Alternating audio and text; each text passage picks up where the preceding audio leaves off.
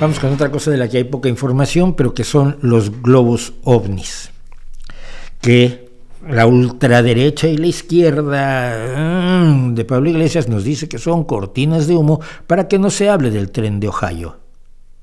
El tren de Ohio fue el 3 de febrero y esto fue fue después. Pero bueno, el chiste es que primero que nada se identificó un globo chino que no parecía un globo meteorológico, que al parecer tenía equipo para no solo detectar sino transmitir información, con lo cual ya no es precisamente de lo más inocente del mundo. Fue derribado y luego se han derribado otros 3 objetos que pueden ser y muy probablemente son sobre todo globos de distinto tipo. Explicación: se lanzan miles de globos a la atmósfera todos los días, sobre todo globos meteorológicos. Globos meteorológicos que son llevados por las corrientes de aire de la estratosfera, generalmente para cruzar Estados Unidos, por ejemplo, porque por allí pasa la corriente de chorro, que es gracias a la cual es más rápido ir de Madrid a Nueva York que ir de Nueva York a Madrid, porque de Madrid a Nueva York va uno con la corriente de chorro y de regreso va uno en contra. Pues tarda 1 hora más o menos 1 hora más. Y se han estado espiando todos todo el tiempo. ¿Qué es lo que pasa? Que en este caso se identificó un globo que estaba en un lugar donde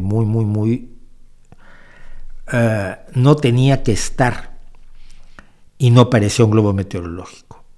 O sea, que se detectan miles de globos todos los días y no los está tirando la Fuerza Aérea. Los otros 2 fueron casos, sobre todo en Alaska, donde pidió ayuda el gobierno canadiense. Perdón, en Alaska, en Canadá. ¿Qué son? Pues no lo sabemos aún. Y si no lo sabemos, lo que tenemos que hacer es decir, no lo sabemos, y esperar a tener los datos necesarios. Afortunadamente, tenemos a los tontos que ya saben lo que son y nos lo están vendiendo y nos están tratando de convencer de que ellos saben qué son por supuesto los extraterrestres que vienen. Fíjate, Claudio Mucay me pregunta también: ¿crees que los globos espías chinos son lanzados por pedido de Putin o ya llevan tiempo como programa y recién los vemos? No, llevan tiempo como programa y no recién los vemos, recién se han convertido en un problema. O recientemente se han convertido en un problema, para decirlo correctamente, y no en el recién es muy argentino, ¿no? Recién sabemos, recientemente sabemos, apenas sabemos. Bueno, el punto es que esto que pueden ustedes ver aquí en esta fotografía que voy a describir, por si esto lo logramos convertir en podcast.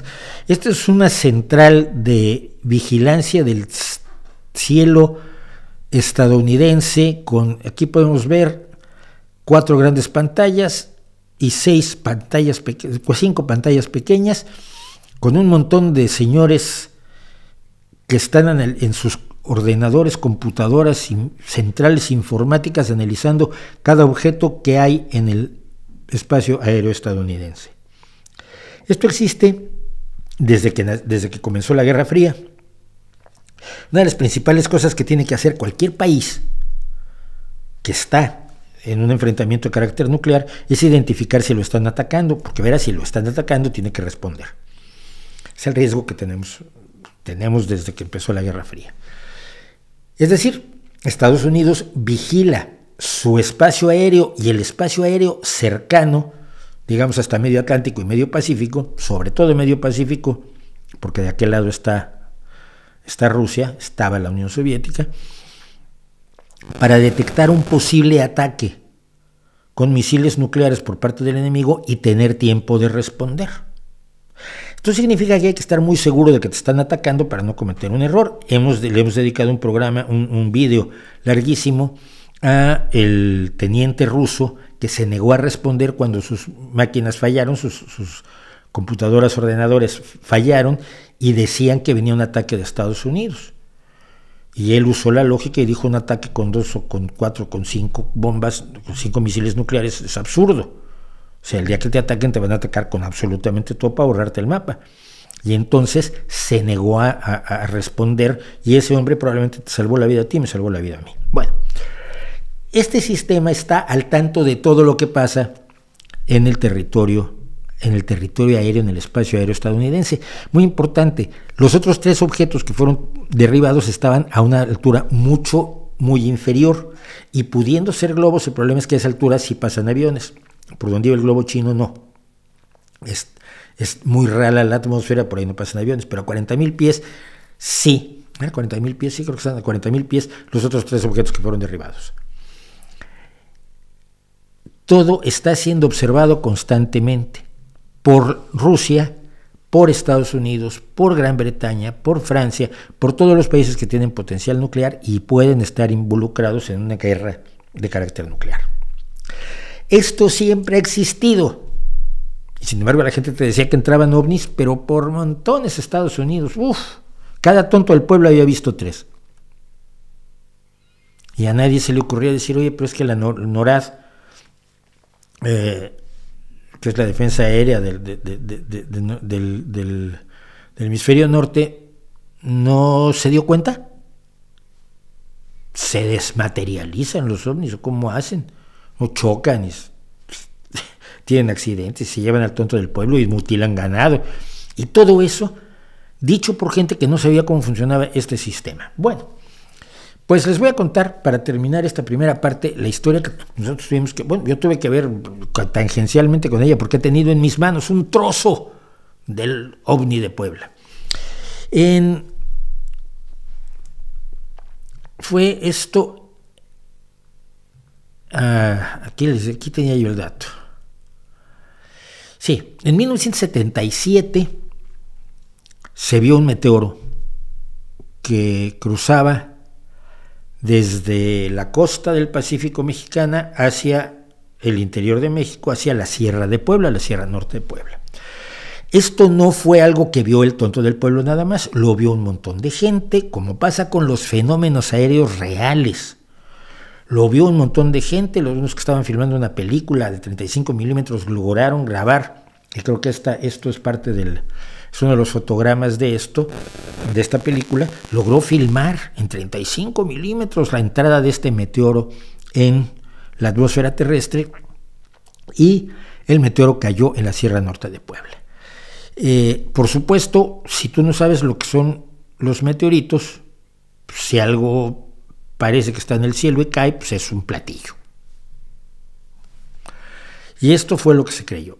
Personas que yo conozco, entre ellos Héctor Chavarría, que fue muy amigo mío, Pablo Latapí y alguien más, no me acuerdo ahora, gente de Contactos Extraterrestres, fue a la Sierra Norte de Puebla a investigar el caso, y consiguieron un trozo del objeto que había caído, porque había caído un trozo de un objeto, trozo metálico de un trozo metálico grande que tenía el alcalde del pueblo donde finalmente cayó esto, que afortunadamente no mató a nadie. Consiguieron cortarle un cacho y llevárselo a hacer unos análisis metalúrgicos que determinaron que no era nada tampoco del otro mundo, no era nada extraterrestre. Y cuando Héctor Chavarría tenía el trozo ahí metido en una caja de papel fotográfico Kodak, yo lo llegué a ver varias veces, lo llegué a tener, etcétera. Bueno, era un objeto real y de esto no había ninguna duda, pero puedes usar la hipótesis extraterrestre y dedicarte a hacer negocio. Yo me acuerdo, y lo he contado aquí, que ¿quién fue? Freixedo. Salvador Freixedo había dicho que había visto un trozo del ovni de Puebla que desprendía un brillo azul que provocaba una gran serenidad. Es un trozo de acero, hombre. Pero ¿qué es lo que pasa? Al paso del tiempo se desclasifican las cosas en los países donde hay una cierta democracia y una cierta prensa libre. Aunque sean imperfectas, son mejores que no tener ninguna democracia y ninguna prensa libre. Y esto es lo que cuenta Héctor Escobar. Cuando empezaron a desclasificarse las cosas años después, finales de 1990, enviaron una carta a NORAD diciendo, los investigadores mexicanos, explicando los pormenores del avistamiento, la hora, fecha, características del objeto y el análisis metalúrgico que se le había realizado a la muestra. A fines de 1990, el capitán D.W. Reed de los Estados Unidos señaló que solo un objeto reingresó a la atmósfera de la Tierra ese día, clasificado con el número 10147-1977-066b, correspondiente al cohete impulsor del satélite soviético Cosmos 929. Vamos, que era basura espacial, que era la primera explicación lógica. O sea, si cae un meteorito pero son trozos de acero, pues no es un asteroide, sino evidentemente es probablemente basura espacial. La carta incluía un mapa que publicamos en una publicación que yo dirigí un tiempo de la Sociedad Mexicana para la Investigación Escéptica, un mapa con coordenadas de reingreso y horario del mismo, a las 6 de la mañana tiempo de México, que fue a las 6 de la mañana a la que se vio ese meteoro. Como se aprecia en el mapa que dio el NORAD, las coordenadas de reingreso del objeto se correlacionan estrechamente con el trazo que se obtuvo por quienes vieron la entrada del meteorito. Entonces, sin duda alguna, el famoso OVNI de Puebla fue un trozo fue la tercera etapa del cohete Cosmos 929, que no debió haber caído en tierra, que fue un error de los soviéticos y que afortunadamente no mataron a nadie ni a ningún animal en la pobre Sierra Norte de Puebla, que suficientes problemas tiene.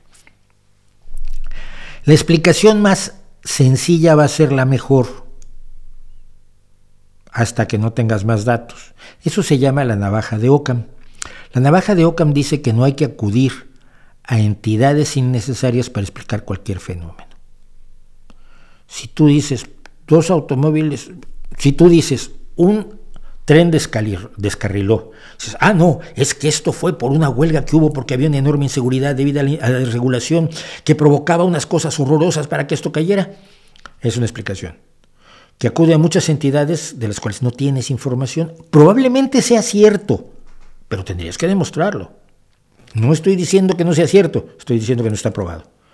Y tienes los informes de las personas que han estado allí, de quienes han visto los restos, donde parece que se sobrecalentó un rodamiento de una rueda de uno de los vagones y eso causó el descarrilamiento.